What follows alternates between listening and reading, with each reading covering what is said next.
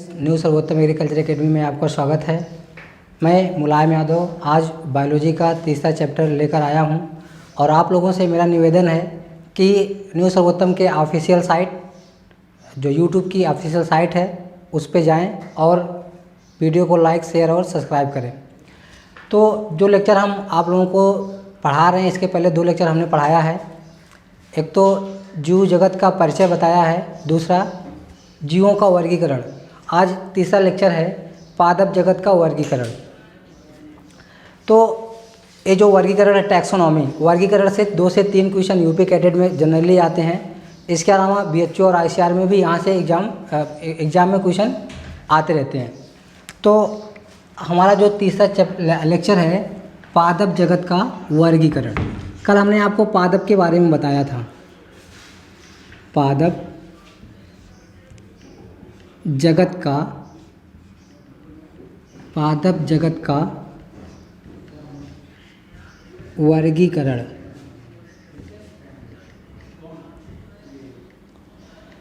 देखिए, किसी भी चीज़ को मैंने कल भी बताया था कि किसी भी चीज़ को आसानी से, सुगमता से समझने और जानने के लिए वर्गीकरण करना जरूरी होता है। जीवों को या पादपों को उनकी समानताएं और विभिन्नताओं के आधार पर वर्गीकृत किया गया जिनको उनको आसानी से समझा जा सके। तो आपको पता है कि जितने भी हमारे विश्व में पादप हैं, सभी पादप जो हैं, कुछ पादप ऐसे होते हैं जिनमें पुष्प निकलते हैं और कुछ पादप ऐसे होते हैं जो बिना पुष्प के होते हैं। तो जनरली हम लोगों को जो पादप दिखाई देते हैं, लगभग 90% पादप ऐसे दिखाई देते हैं जो पुष्पी होते हैं। लेकिन कुछ ऐसे पादप होते हैं जो हम देख भी नहीं पाते हैं अपनी नग्न आँखों से, उनको हम लोग माइक्रोस्कोप से देखते हैं। तो ऐसे पादप भी होते हैं। पादप छोटे से छोटे होते हैं, माइक्रोस्कोपिक लेवल के होते हैं, और बहुत सारे पादप ऐसे होते हैं जो 370 फीट हाइट के भी होते हैं। तो इसका मतलब यह है कि पादप छोटे से छोटे और बड़े से बड़े होते हैं। आज हम लोग इन्हीं पादपों के वर्गीकरण पर चर्चा करेंगे। बहुत इंटरेस्टिंग टॉपिक है। आप लोग ध्यान से पेन और कॉपी लेकर बैठिए। जो भी चीज़ें इसमें बताई जाए आप लिखते जाइए। सबसे पहले पादप जगत को हमने कल बताया था कि पादप जगत के अंतर्गत आने वाले जो जीव होते हैं, स्वपोषी होते हैं, प्रोड्यूसर होते हैं, बहुकोशिकीय होते हैं, यूकैरियोटिक होते हैं।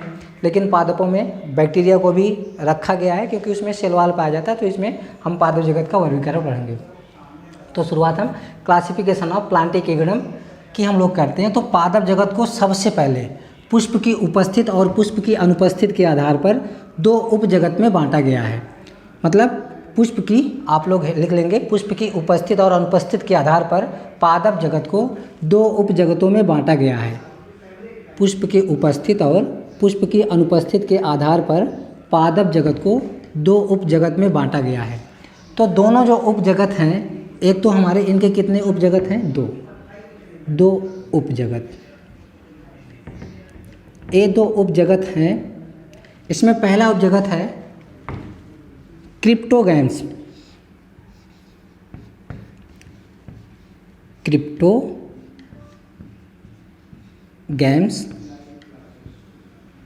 और दूसरा उपजगत हमारा जो है फाइनरोगैम्स।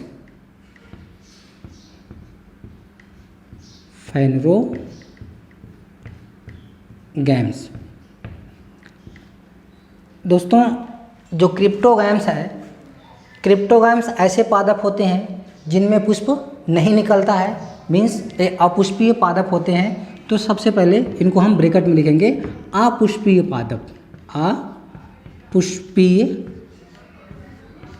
और इनको हम क्या लिखेंगे?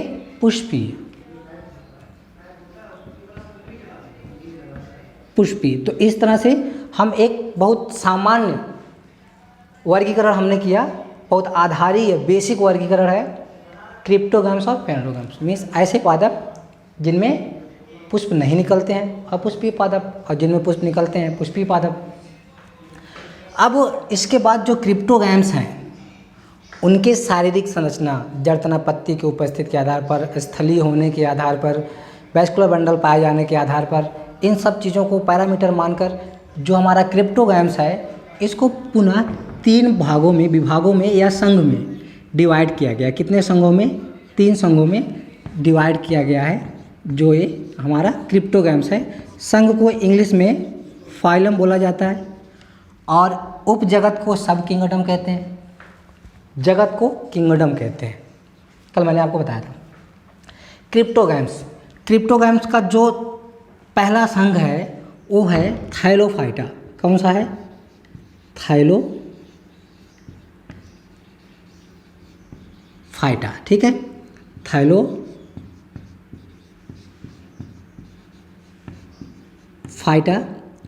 दूसरा है हमारा ब्रायोफाइटा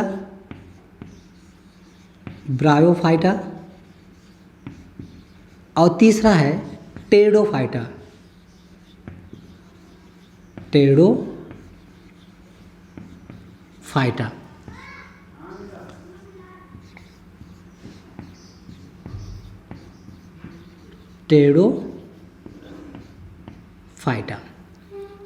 टेरिडोफाइटा की स्पेलिंग पी से शुरू होती है, इसमें पी साइलेंट होता है। ब्रायोफाइटा। क्रिप्टोगैम्स को 3 संघ में बांटा गया, थाइलोफाइटा, ब्रायोफाइटा और टेरिडोफाइटा। अब इसके बाद नंबर आता है फैनरोगैम्स का। फैनरोगैम्स को अंडाशय की उपस्थित और अनुपस्थित के आधार पर 2 संघ में बांटा गया है। इसमें पहला है जिम्नोस्पर्म, आप लोगों को पता होगा, जिम्नोस्पर्म है, और दूसरा एंजियोस्पर्म है।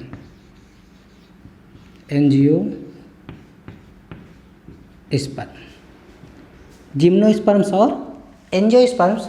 इस तरह से जिम्नोस्पर्म को अनावृत बीजी पादप कहते हैं। अगर इसकी बात करें तो ये क्या है हमारा? अनावृत बीजी। और ये क्या हो गया? आवृत बीजी। तो इस तरह से एंजियोस्पर्म और जिम्नोस्पर्म का वर्गीकरण किया गया। अंडाशय के उपस्थित और अनुपस्थित के आधार पर दोनों में सेम चीज़ें होती हैं, बस डिफरेंस इतना होता है कि इसमें अंडाशय नहीं होता है।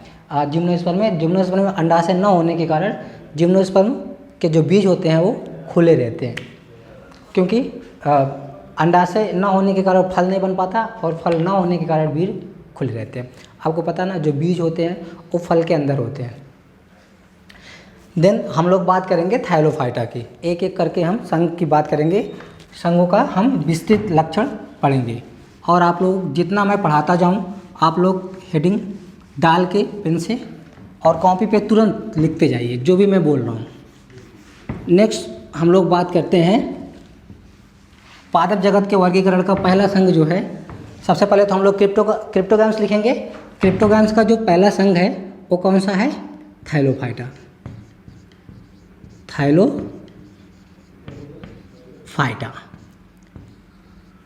थाइलोफाइटा इसका नाम इसलिए पड़ा क्योंकि इनका शरीर जो होता है थाइलस होता है। तो आप लिखेंगे इनका ए सबसे, आप लोगों को लिखना है, ए सबसे निम्न कोटि के पादप होते हैं, इनका शरीर थाइलस होता है।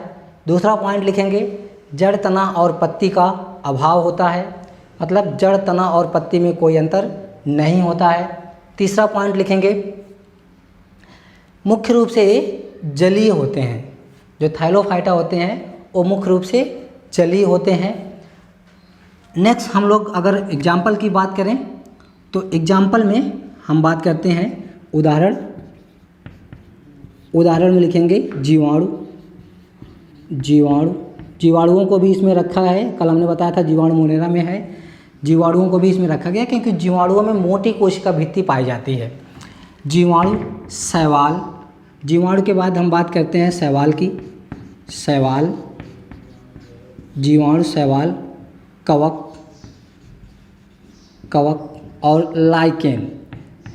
जीवाणु, शैवाल, कवक और लाइकेन। इस तरह से जो हमारा थाइलोफाइटा है, थाइलोफाइटा के जो उदाहरण है जीवाणु, शैवाल, कवक और लाइकेन।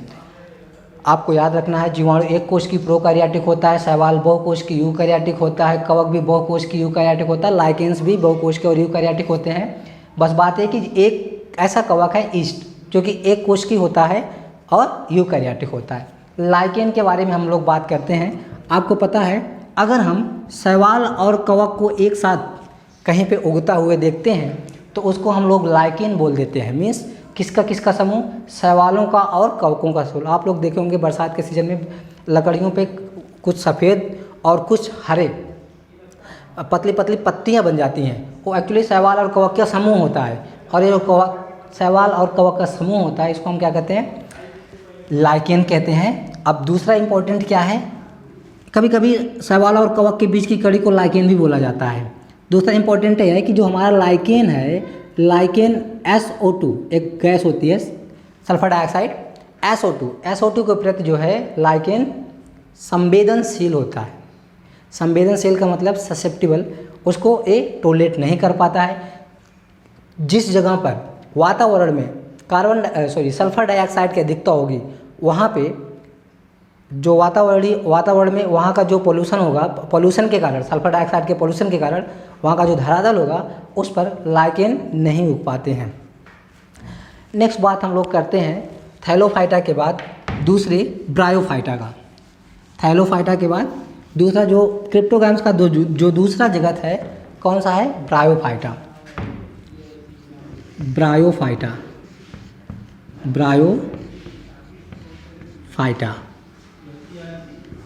ब्रायोफाइटा सबसे पहले हम जानेंगे ब्रायोफाइटा को क्या कहते हैं। ब्रायोफाइटा को पादप जगत का उभयचर कहते हैं। ब्रायोफाइटा को पादप जगत का उभयचर, तो इसको हम क्या कहेंगे, पादप जगत का उभयचर। तो ब्रायोफाइटा को पादप जगत का उभयचर, इंग्लिश में अगर हम लोग बात करें तो एम्फीबियंस ऑफ प्लांटी किंगडम, पादप जगत का उभयचर कहते हैं। पहला लक्षण हो गया उभयचर। आप लोगों को पता है कि ब्रायोफाइटा समूह के जो पादप होते हैं सबसे पहले वो जल से, हमने बताया कि थैलोफाइटा जली होते हैं, उसके बाद दूसरा नंबर ब्रायोफाइटा का आता है। ब्रायोफाइटा के पौधे जल से निकलकर धरातल पर आए तो मीन्स धरातल पर उगने वाले प्रथम पादप कौन से हुए, ब्रायोफाइटा। तो ब्रायोफाइटा जल में भी पाए जाते हैं, धरातल पे भी पाए जाते हैं, इसलिए ब्रायोफाइटा को पादप जगत का उभयचर कहते हैं। इसके साथ हम अगर अगली बात करें, एक क्वेश्चन और बहुत इंपॉर्टेंट है, पूछा था कि जंतु जगत का उभयचर कौन है, तो सबको पता हो गया, मेढक। मेढक की तरह आप लोग मुंह बना के बैठे हैं, मेढक है ना। तो आप लोग लिखते रहिए, केवल मेरी बात सुनिएगा नहीं। तो जंतु जगत का उभयचर मेढक, फ्रॉग, मेढक भी मैं पढ़ाऊँगा। उभयचर पादप जगत का ब्रायोफाइटा। भारतीय ब्रायोलॉजी के जनक की अगर हम लोग बात करें तो आपको मालूम है एक वैज्ञानिक हैं शिवराम कश्यप या SR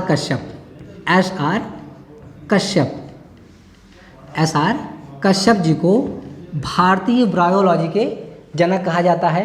दूसरा इम्पोर्टेंट क्या है कि इस संघ के जंतु जो पादप होते हैं उनमें जड़, तना और पत्ती का अभाव होता है। इसमें भी जड़, तना और पत्ती, लीफ जिसको कहा जाता है, पत्ती का अभाव होता है। कभी कभी पत्तियां पाई जाती हैं, में से या तो थैलस होते हैं या पर्लिल होते हैं, या तो थैलस होते हैं या तो पर्लिल होते हैं। तीसरा, मूल के स्थान पर मूलाभास पाया जाता है। मूलाभास, आपको सारी चीज़ें लिखना है। मूल के स्थान पर मूलाभास पाया जाता है जिसको हम राइजॉइड कहते हैं। मूल के स्थान पर मूलाभास पाया जाता है जिसको हम राइजॉइड्स कहते हैं। मूलाभास, मूल के स्थान, मूल नहीं है लेकिन मूलाभास है। आप सोचो बिना जड़ का कौन सा पादप होता है, तो बहुत सारे पादप ऐसे होते हैं जिसमें मूल होता नहीं, मूल, रूट या जड़ एक ही चीज़ होती है। नेक्स्ट, इनकी जो मुख्य अवस्था पूछी जाती है कि ब्रायोफाइटा की मुख्य अवस्था क्या है, तो ब्रायोफाइटा की मुख्य अवस्था युग्मकोद्भिद होती है। युग्मकोद्भिद। ब्रायोफाइटा की मुख्य अवस्था कैसी होती है, युग्मकोद्भिद होती है। ब्रायोफाइटा की मुख्य अवस्था युग्मकोद्भिद होती है। अब हम लोग बात करते हैं उदाहरण की। तो उदाहरण में ब्रायोफाइटा का जो उदाहरण है बहुत इंपॉर्टेंट, आप लोग जानते हैं, मास या फ्यूनेरिया मास। मास को ब्रायोफाइटा में रखा गया है। उसके बाद नंबर तीसरा आता है ब्रायोफाइटा के बाद टेरिडोफाइटा की। किसकी, टेरिडोफाइटा।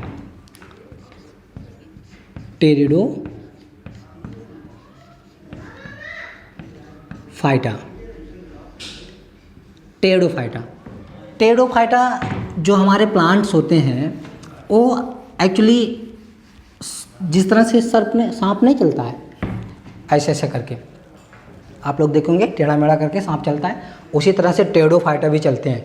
इसलिए टेरिडोफाइटा को पादप जगत का सर्प बोला जाता है। पहली बात, टेरिडोफाइटा को पादप जगत का सर्प बोला जाता है। दूसरा, जड़ तना एवं इनका शरीर जड़ तना एवं पत्तियों में विभाजित होता है। मीन्स थैलोफाइटा का जो शरीर होता है, थैलोफाइटा मतलब टेरिडोफाइटा के अंतर्गत आने वाले जो पादप होते हैं उनका शरीर जड़ तना एवं पत्तियों में विभाजित होता है। जड़ तना एवं पत्ती में विभाजित मीन्स इनका जो शरीर होता है वो जड़ तना एवं पत्तियों में विभाजित होता है। थैलोफाइटा का जो शरीर होता है वो टेरिडोफाइटा का जो शरीर होता है वो जड़ तना और पत्तियों में विभाजित होता है। मीन्स जड़ अलग होगा, तना अलग होगा, अलग अलग प्रकार से इसमें जड़ पाए जाएंगे, तना पाया जाएगा, पत्ती पाई जाएगी। इसके साथ साथ बहुत इम्पोर्टेंट चीज़ है संवाहन बंडल। संवाहन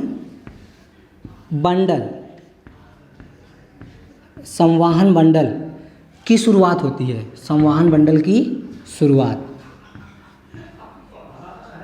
मीन्स संवाहन बंडल की शुरुआत का मतलब ये हो गया कि जो संवाहन बंडल है, संवाहन बंडल क्या है?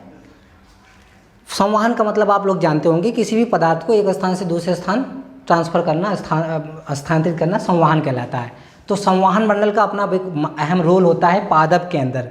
जैसे हम लोगों के पास है हवाई जहाज़ है, साइकिल है और गाड़ी है, कार है, ये सब दुनिया भर की चीज़ें हैं जिससे हम अपने जो हमारी कमोडिटीज़ होती हैं, पदार्थ होते हैं, उनको हम एक स्थान से दूसरे स्थान पर ट्रांसफ़र कर देते हैं।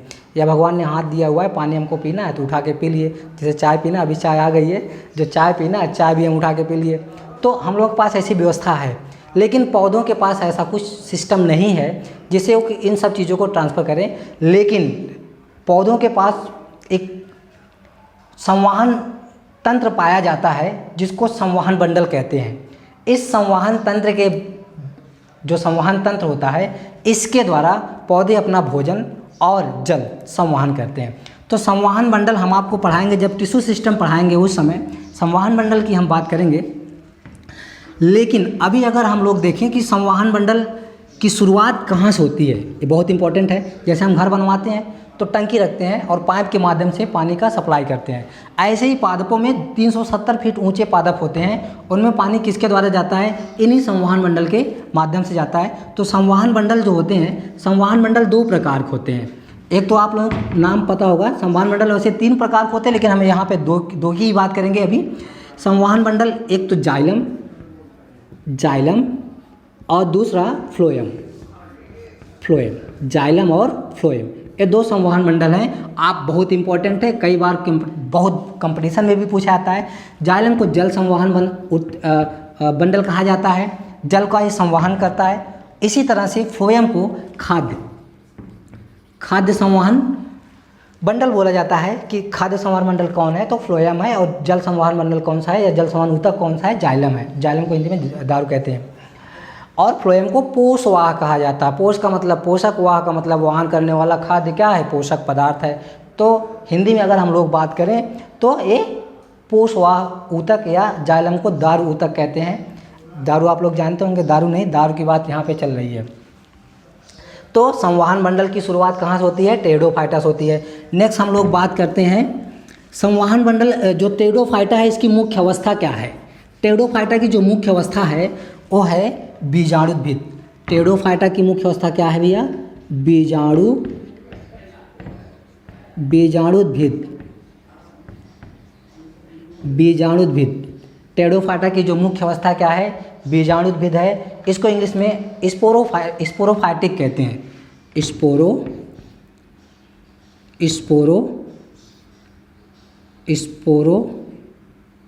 स्पोरोफाइटिक, बीजाणुद्भिद। तो इसकी जो मुख्य अवस्था है बीजाणुद्भिद। और जो हम इसके पहले पढ़ा चुके हैं ब्रायोफाइटा। ब्रायोफाइटा की जो मुख्य अवस्था है वो क्या होती है? युग्मकोद्भिद होती है, मतलब गैमेटोफिटिक होती है या फाइटिक होती है। अब हम उदाहरण की बात करें तो टेरिडोफाइटा का जो एग्जाम्पल है, बहुत आप लोग जानते होंगे, फर्न आते हैं और भी बहुत सारे आते हैं। आपको एक और फर्न के बारे में पता होगा, सभी लोग जानते हैं। उस फर्न का क्या नाम है? एजोला। नाम सुने होंगे, एजोला एक जलीय फर्न है। आप लोग लिख लेंगे एजोला एडन डाल के, उसके सामने लिख लेंगे एजोला एक जलीय फर्न है। हंस एजोला एक जलीय फर्न है। नेक्स्ट हम लोग बात करते हैं, चाय हमारी ठंडी हो रही है, थोड़ा सा मैं चाय भी पीता रहूँगा, ठीक है।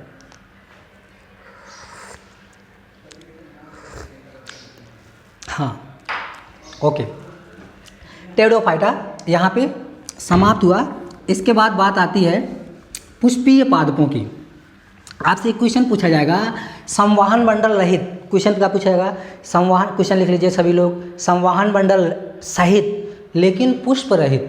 आपको पता है टेरिडोफाइटा में संवहन मंडल पाया जाता है, तो संवहन मंडल सहित तथा पुष्प रहित पादप किस संघ में आते हैं, तो आंसर क्या होगा, टेरिडोफाइटा। ओके, नेक्स्ट बात हम लोग करते हैं अपुष्पीय पादपों का, सॉरी पुष्पीय पादपों का बात करते हैं। पुष्पीय पादप हमने आपको ऑलरेडी बताया हुआ है। पुष्पीय पादप एक वैज्ञानिक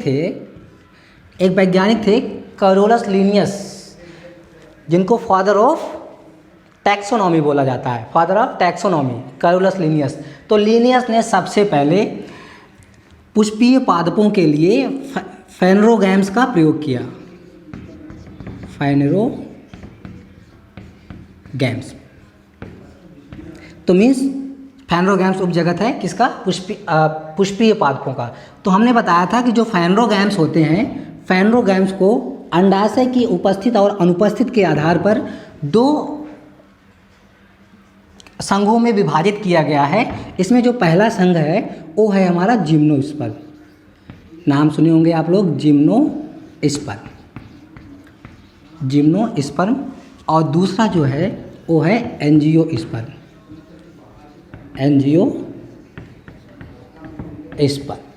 तो जिम्नोस्पर्म्स और एंजियोस्पर्म्स किस में आते हैं, तो जिम्नोस्पर्म्स और एंजियोस्पर्म्स आते हैं किस में, आपके फेनरोगैम्स में।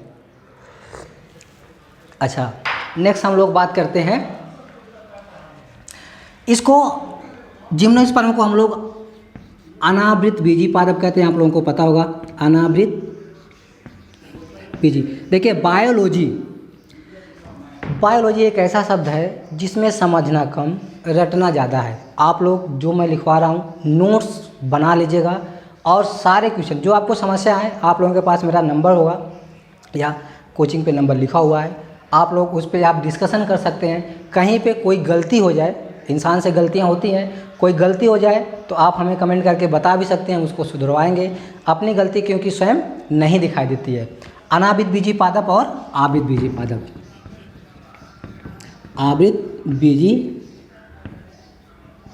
पादप, तो हम समय ना ज़्यादा व्यतीत करते हुए बात करते हैं जिम्नोस्पर्म का। देखिए जिम्नोस्पर्म, आप हेडिंग डालिए जिम्नोस्पर्म, उसके अंतर्गत लिखिए जिम्नोस्पर्म के अंतर्गत आने वाले सभी पादपों में, जिम्नोस्पर्म के अंतर्गत आने वाले सभी पादपों में जड़ तनापत्ति, संवाहन बंडल, पुष्प, जड़ तनापत्ति, संवाहन बंडल, पुष्प, निषेचन, बीजांड इत्यादि पाए जाते हैं। ये सब सारी चीज़ें इसमें होती है। अब बात ये है कि इसमें क्या नहीं पाया जाता है, ये ध्यान देने वाली बात है कि जिम्नोस्पर्म या अनावृत बीजी पादप में क्या नहीं होता। तो आपको पता है ओवरी नहीं होती है। क्या नहीं होता, ओवरी, जिसको अंडाशय कहते हैं। क्या कहते हैं, अंडाशय। तो जिम्नोस्पर्म में ओवरी ना होने के कारण अंडाशय से किसका निर्माण होता है भैया, फटाफट बताइए। अंडाशय से फल का निर्माण होता है, अंडाशय से फल बनता है, बीजांड से ओव्यूल, बीजांड से बीज बनता है। अब बात ये, ओव्यूल तो पाया जाता है, जिम्नोस्पर्म में ओव्यूल पाया जाता है, लेकिन अंडाशय नहीं पाया जाता। तो इसका फल तो नहीं बनता, लेकिन बीज बनता है, और बिना फल का जो बीज होगा वो क्या होगा, नग्न होगा। इसलिए जिम्नोस्पर्म को क्या बोला जाता है, नग्न बीजी पादप। इसका एक और नाम है क्या, नग्न बीजी पादप, नग्न बीजी पादप। अब उदाहरण में हम लोग बात करते हैं चीड़, पाइनस, सिकोया, साइकोनस, ये सब जो है ये जिम्नोस्पर्म के उदाहरण है। चीड़, जिसको इंग्लिश में पाइनस बोलते हैं, सिकोया, साइकोनस, ये सब जो हैं हमारे जिम्नोस्पर्म के उदाहरण हैं। अच्छा, तो अगली बात हम लोग करते हैं एंजियोस्पर्म की। किसकी? एंजियोस्पर्म। तो एंजियोस्पर्म में लिखेंगे, नोट करके लिखिए, एंजियोस्पर्म में जड़ तना पत्ती बहुत इंपॉर्टेंट है। इसका लक्षण, इसमें क्या क्या पाए जाते हैं? जड़ तना पत्ती, आपको मालूम है टेरिडोफाइटा से स्टार्ट हुआ, जड़ तना पत्ती जिम्नोस्पर्म में भी पाया गया, एंजियोस्पर्म में पाया जाएगा। पुष्प जिम्नोस्पर्म में पाया गया, एंजियोस्पर्म में भी पाया जाएगा पुष्प। उसके साथ आप लिखेंगे बीजांड, पुष्प में बीजांड होगा। अंडाशय, बीजांड, अंडाशय। निषेचन की शुरुआत ब्रायोफाइटा से होती है। निषेचन, द्विनिषेचन बहुत इंपॉर्टेंट चीज़ है यहाँ पे, द्विनिषेचन, डबल फर्टिलाइजेशन। क्या भैया? डबल फर्टिलाइजेशन, द्विनिषेचन आप लोगों का बहुत इंपॉर्टेंट टॉपिक है और आप लोग पढ़ेंगे, हम खुद ही पढ़ाएंगे द्विनिषेचन के बारे में। त्रिसंलयन, ट्रिपल फिजन, त्रिसंलयन और द्विनिषेचन किसका लक्षण है? यह केवल किसका लक्षण है? एंजियोस्पर्म का। यूपी कैडेट में कई बार आया हुआ है, आप इंपॉर्टेंट कर लीजिएगा। डबल फर्टिलाइजेशन आप लोग अलग से भी पढ़ सकते हैं। डबल फर्टिलाइजेशन में यूपी कैडेट से क्वेश्चन जरूर आता है, तो आप इसको हम लोग गेस कर सकते हैं, ठीक है। तो आप इसको ध्यान से पढ़ लीजिएगा, कोई प्रॉब्लम हो तो आप मुझसे कांटेक्ट भी कर सकते हैं। तो डबल फर्टिलाइजेशन, त्रिसंलयन इत्यादि एंजियोस्पर्म में पाए जाते हैं। नेक्स्ट बात हम लोग करते हैं एंजियोस्पर्म की। एंजियोस्पर्म का वर्गीकरण, एंजियोस्पर्म का, एंजियोस्पर्म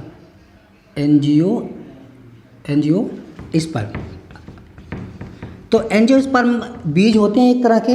इनके जो बीज होते हैं, पौधों में जो बीज होते हैं, उनमें या तो एक बीज पत्र होगा या दो बीज पत्र होगा। मार्कर मैं चेंज करने जा रहा हूँ। या तो एक बीज पत्र होगा या इसमें दो बीज पत्र होंगे। अगर एक बीज पत्र होगा तो उसको क्या कहेंगे? एक बीज पत्री। क्या कहेंगे? एक बीज पत्री पादप। सबको पता होगा, धान, गेहूँ, ज्वार, बाजरा, मक्का, है ना, ये सब क्या हैं? जौ। और आपको मालूम है फाइलरिस माइनर, जई, ये सब जो हैं एक बीज पत्री हैं। और दूसरा हमारा द्विबीजपत्री, द्विबीजपत्री। तो इस तरह से एक बीजपत्री, द्विबीजपत्री पादप एंजियोस्पर्म के अंतर्गत आते हैं, आप लोगों को पता होगा। अब हम लोग बात करते हैं एक बीजपत्री पादप की। एक बीजपत्री पादपों की कुछ विशेष लक्षण होते हैं, उसके बारे में हम लोग 3 पॉइंट पढ़ेंगे, केवल 3। आप ध्यान से लिखते जाइएगा, मैं बोल रहा हूँ। एक तो एक बीजपत्री पादपों में समांतर शिरा विन्यास पाया जाता है, पादपों की पत्तियों में, ठीक है। एक बीजपत्री पादपों की पत्तियों में समांतर शिरा विन्यास पाया जाता है। शिरा विन्यास, समांतर शिरा विन्यास पाया जाता है एक बीजपत्री पादपों की पत्तियों में। समांतर शिरा विन्यास को पैरेलल वेनेशन कहते हैं। पैरेलल का मतलब जो इनकी शिराएं होती हैं वो क्या होती हैं? एक दूसरे के समांतर होती हैं। कहीं पे आप देखेंगे ये जुड़ेंगी नहीं, तो इसको हम क्या कहेंगे? समांतर शिरा विन्यास। तो इसको इंग्लिश में कहा जाता है पैरेलल वेनेशन। दूसरा, अगर हम लोग बात करते हैं कि एक बीजपत्री पौधों की जो जड़ें होती हैं, तो कैसी जड़ें पाई जाती हैं? इसमें अपस्थानिक जड़ें, अपस्थानिक जड़ें पाई जाती हैं। अपस्थानिक जड़ें, जिसको हम लोग इंग्लिश में क्या कहते हैं? बहुत इंपॉर्टेंट है,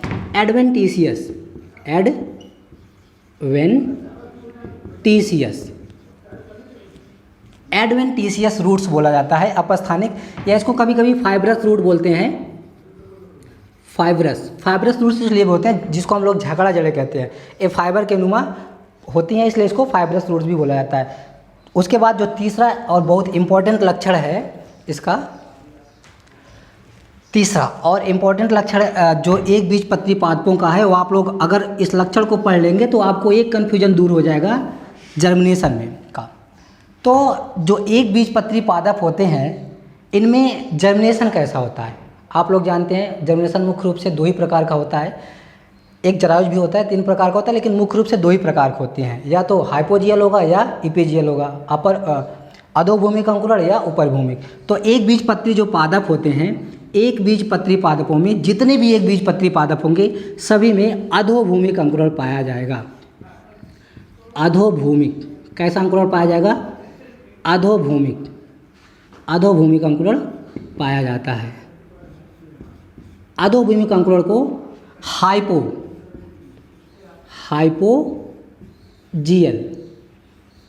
हाइपोजियल जर्मिनेशन कहा जाता है।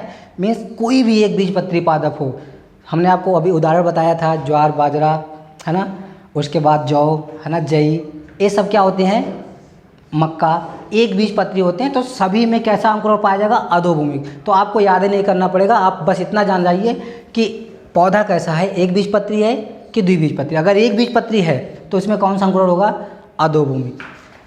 तो हमारा एक बीजपत्री पादप समाप्त हुआ। अगली बात हम लोग करते हैं द्विबीजपत्री पादपों की।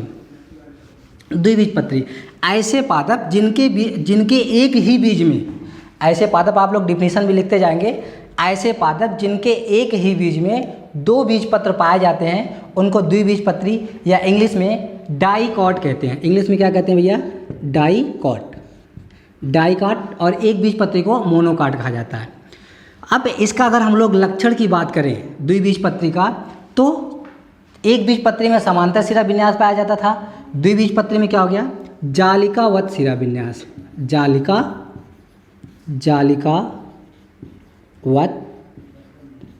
शिरा विन्यास, जालिकावत शिरा विन्यास पाया जाता है। अब जालिकावत शिरा विन्यास में को हम इंग्लिश में क्या कहेंगे, रेटिकुलेट वेनेशन,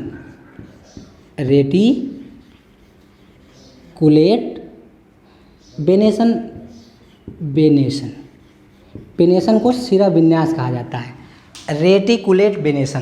पहला लक्षण हो गया, बहुत इंपॉर्टेंट है। दूसरा, जो हमारे डाइकोटिलीडन्स होते हैं इसमें मूसला जड़तंत्र, प्रायः कुछ ऐसे पादप होते हैं जो द्विबीजपत्री होते हुए भी उसमें अपस्थानिक जड़ें पाई जाती हैं, उनके स्टेम से निकल जाती हैं।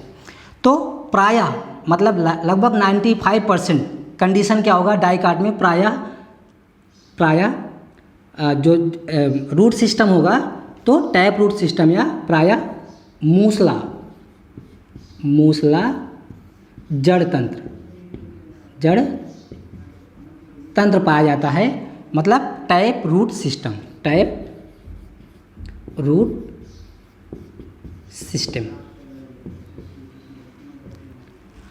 अब हम लोग इसके बाद बात करेंगे अंकुरण का, कि जो हमारे द्विबीजपत्री पादप हैं उनमें किस प्रकार का अंकुरण होता है। तो द्विबीजपत्री पादपों में दोनों प्रकार का अंकुरण पाया जाता है, आप लोग लिख लेंगे। द्विबीजपत्री पादपों में दोनों प्रकार का अंकुरण होता है। ये जो दोनों प्रकार का अंकुरण कौन कौन से हैं, हाइपोजियल है, हाइपोजियल जिसको हम हिंदी में अधोभूमिक, हाइपो का मतलब होता है नीचे, हाइपोजियल, जियल का मतलब जमीन, तो हाइपोजियल का मतलब क्या हो गया, जमीन के नीचे। जब बीजपत्र जमीन के नीचे ही रह जाए और उनके जो हाइपोकोटाइल्स हैं वो ऊपर निकल आए और कॉटिलिडन्स जमीन के अंदर ही रह जाए, तो इस प्रकार के अंकुरण को हम क्या कहेंगे, हाइपोजियल, मतलब बीजपत्र जमीन के अंदर रह जाए। और दूसरा इपीजियल, इसमें क्या होता है, जो बीजपत्र होता है वो जमीन के, इपी का मतलब होता है ऊपर, जीएल का मतलब होता है हमारा जमीन, ग्राउंड, अर्थ। तो जब जमीन के ऊपर पत्र आ जाए तो उनको हम क्या कहेंगे, इपीजियल। तो हाइपोजियल और इपीजियल अंकुरण दोनों प्रकार का अंकुरण डाइकॉट्स में पाया जाता है। आप जब हमारे जितनी दलहनी फसलें हैं उन सब में इस प्रकार का अंकुरण होता है। बस आज के लिए बस इतना ही इस लेक्चर में। अगला हम आपको बताएंगे, इसके बाद बॉटनी की कुछ शाखाएं बताएंगे, देन हम लोग साइटोलॉजी पढ़ेंगे। साइटोलॉजी में कोशिका के बारे में पढ़ेंगे, कोशिका विभाजन पढ़ेंगे। उसके बाद आप लोगों का बहुत डिमांड है ऊतक पढ़ाने का, ऊतक पढ़ाया जाएगा। धन्यवाद।